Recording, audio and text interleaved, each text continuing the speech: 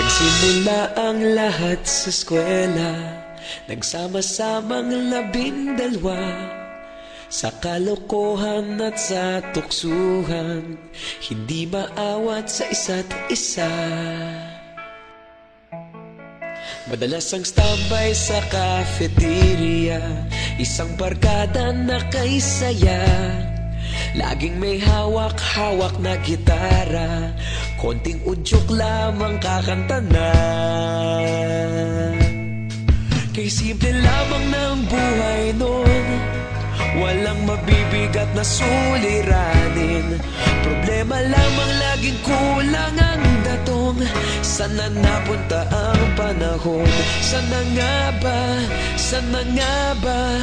Sana napunta ang panahon? Sana nga ba? Sana nga ba? Sana napunta ang panahon? Sa unang ligaw kayo'y magkasama, magkasabwat sa pambobola. Walang sikreto kayong tinatago, okay sarap ng samahang barkada.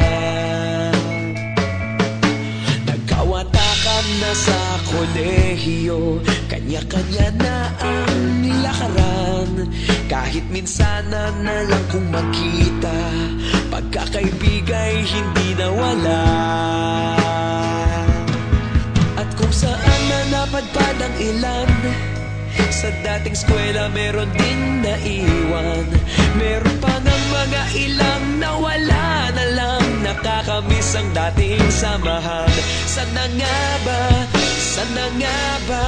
Sana nga bang barkada ngayon? Sana nga ba? Sana nga ba? Sana nga bang barkada ngayon?